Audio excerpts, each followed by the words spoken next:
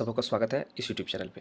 तो इस वीडियो में जो हम लोग देखेंगे वो क्लास 12वीं का, ठीक है, क्लास 12वीं का जो एग्ज़ाम इकोनॉमिक्स का होने वाला है, ठीक है, उससे related important question, VVI question और वैसा प्रश्न जो आपके परीक्षा में पूछा जाएगा, बस वही प्रश्न को हम इसमें बताने वाले हैं।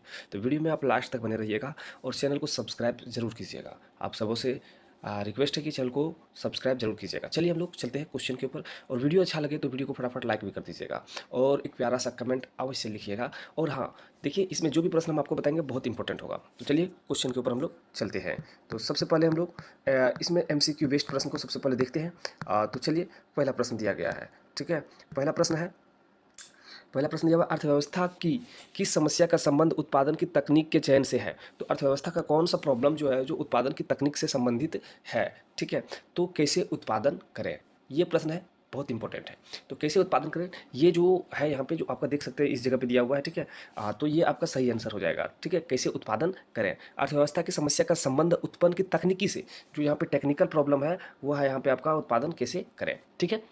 चलिए आगे बढ़ते हैं। चलो नेक्स्ट क्वेश्चन को देखिए। नेक्स्ट क्वेश्चन दिया गया है, कहता है कि कुल उपयोगिता अधिकतम होती है जब सीमांत उपयोगिता का मान होता है। तो कुल उपयोगिता अधिकतम होती है जब सीमांत उपयोगिता का मान क्या होता है, ऋणात्मक होता है, शून्य होता है, धनात्मक होता है या फिर न्यूनतम होता है। तो देखो कुल उपयोगिता का उपयोगिता अधिकतम होगा जब सीमांत उपयोगिता का वैल्यू जीरो होगा। क्या होगा, जीरो होगा, ठीक है। तो आपका सही आंसर ऑप्शन नंबर ये में 1 में हो जाएगा, ठीक है। चलिए आगे देखिए, आगे दिया गया कहता है कि आगे कह रहा है कि सामान्यता एक उदासीन वक्र होता है। तो सामान्यता एक उदासीन वक्र किस प्रकार के होते हैं, नॉर्मल जो उदासीन वक्र होते हैं, तो वो जो होता है वो मूल बिंदु की ओर उत्तल, मूल बिंदु की ओर उत्तल, जो ऑप्शन नंबर 3 में दिया गया है, ठीक है। चलिए आगे देखिए, आगे प्रश्न दिया गया कहता है कि सामान्यता एक मांग वक्र का ढाल होता है। तो सामान्यता एक मांग वक्र का ढाल जो होता है वो ऋणात्मक होता है, किसे होता है, ऋणात्मक होता है, ठीक है। चलिए आगे देखिए, आगे दिया गया है, कहता है कि एक सरल रेखा मांग वक्र के मध्य बिंदु पर मांग की कीमत लोच इस खाली स्थान में होती है। तो एक सरल रेखा मांग वक्र के मध्य बिंदु के मांग की कीमत लोच शून्य होता है, क्या जो वैल्यू होता है वो क्या होता है, 1 होता है, ठीक है। क्या होता है, 1 होता है, ठीक है। चलिए तो 1 होता है ना। चलिए आगे देखिए, आगे दिया गया है, कहता है निम्न में से किस वक्र का आकार यू आकार का होता है। तो कौन सा वक्र का आकार यू आकार का होता है, ठीक है। तो देखिए औसत उत्पादन जो होगा उसका आकार जो होगा वो यू आकार का होगा, ठीक है। क्या, औसत उत्पादन, ठीक है। तो आपका सही आंसर किस में दिया गया, ऑप्शन नंबर 4 में दिया गया है, ठीक है। चलिए आगे देखिए, आगे दिया गया है, कहता है कि उत्पादन फलन, ठीक है, उत्पादन फलन ये एल अल्फ़ा के पर पावर बीटा में पैमाने का प्रतिफल की माप है। तो प्रतिफल की माप क्या है वो आपको बताना है। तो देखो इसका सही आंसर हो जाएगा अल्फ़ा प्लस बीटा, ठीक है, अल्फ़ा प्लस बीटा, ठीक है। अब अल्फ़ा प्लस बीटा क्यों होता है, तो आप सबको पता है ना, कि पावर जब होता है सेम, पावर जब इस पावर किसी के ऊपर होता है तो ये आपस में जुड़ जाते हैं ना। चलिए तो आपका सही आंसर हो जाएगा, ठीक है, alpha plus beta. And next question, सीमांत क्वेश्चन है, सीमांत लागत और औसत लागत एक दूसरे के बराबर होते हैं जब। सीमांत लागत और औसत लागत एक दूसरे के बराबर कब होगा, तो जब ये औसत लागत न्यूनतम होता है, जब औसत लागत एवरेज कॉस्ट न्यूनतम होगा तब होगा, ठीक है। चलिए आगे देखिए, आगे दिया गया कहता है निम्न में से कौन सा वक्र उत्पादन अक्ष के समांतर होता है। तो कौन सा वक्र उत्पादन अक्ष के समांतर होता है, तो देखिए उत्पादन अक्ष के समांतर जो होता है वो है आपका कुल स्थिर लागत वक्र, कुल स्थिर लागत वक्र, कुल स्थिर लागत वक्र, जो ऑप्शन नंबर ये में दिया गया, ठीक है। चलिए आगे देखिए, आगे प्रश्न दिया गया कहता है कि पूर्ण प्रतियोगिता बाजार में किस प्रकार की वस्तुओं का उत्पादन होता है। तो पूर्ण प्रतियोगिता बाजार में किस प्रकार की वस्तुओं का उत्पादन होता है, ठीक है। तो इसमें होता है समरूप, क्या है, समरूप, ठीक है, समरूप जो वस्तु होते हैं उस प्रकार की वस्तुओं का उत्पादन किया जाता है। आगे देखिए, आगे प्रश्न है, कहता है कि अन्य बातें समान रहने पर किसी वस्तु की कीमत 5% की वृद्धि होने से उस वस्तु की पूर्ति में 6% वृद्धि बढ़ जाती है। तो वस्तु की पूर्ति की कीमत लोच का मान क्या होगा। तो वस्तु की पूर्ति की कीमत और लोच का वैल्यू जो होगा 1.2 होगा, जो, ठीक है, जो ऑप्शन नंबर दिया गया है इसमें 1.2। आगे देखिए, आगे दिया गया कहता है कि अल्पकाल में पूर्ण प्रतियोगी फार्म को हानि होता है जब। तो जब अल्पकाल में, कम समय में, जो हम लोग छोटा समय में पूर्ण प्रतियोगिता फार्म को हानि होती है जब, कब होता है हानि, तो यह तब होगा जब पी जो है एवरेज कॉस्ट बड़ा होगा पी से, ठीक है, जो आपका ऑप्शन नंबर इसमें दिया गया 4 में दिया गया है, ठीक है। पी है एसी, जो एवरेज कॉस्ट है वो बड़ा है किससे, प्राइस से। तो आपका ऑप्शन नंबर 4 आपका सही हो गया, ठीक है। चलिए आगे देखिए, आगे दिया गया है, कहता है कि यदि किसी वस्तु की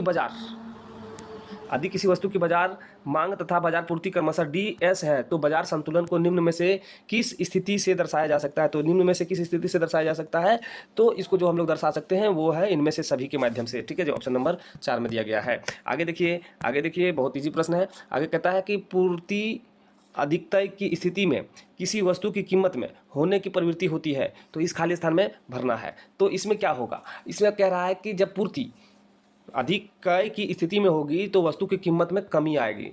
क्या होगा, कमी आएगा, ठीक है, कमी होगी, होने की प्रवृत्ति होती है। जब अधिकता वाली स्थिति मतलब जब पूर्ति अधिक हो जाएगा, ओवर मात्रा में सबको पूर्ति कर देंगे तो क्या होगा, कमी होगा ना। तो आपका ऑप्शन नंबर ये सही हो जाएगा। नेक्स्ट क्वेश्चन को देखिए, अगर दिया हुआ कहता है कि फर्मों के मुक्त प्रवेश तथा निकास की स्थिति में बाजार कीमत सदैव इस जगह पे भरना के बराबर होता है। तो फर्मों के मुक्ति प्रवेश तथा निकास की स्थिति में बाजार की कीमत सदैव जो होगा वो होगा न्यूनतम औसत लागत, ठीक है, जो ऑप्शन नंबर 3 में दिया गया है। आगे देखिए, आगे प्रश्न है, आगे कहता है कि उच्चतम निर्धारित कीमत से बाजार में इस खाली स्थान में भरना है कि स्थिति उत्पन्न होती। तो उच्चतम निर्धारित कीमत से बाजार में क्या होगा कि बाजार में मांग अधिकतय हो जाएगा, मांग बढ़ जाएगा, ठीक है, मांग उच्चतम निर्धारित कीमत से बाजार में मांग अधिकतय हो जाएगा, ठीक है। चलिए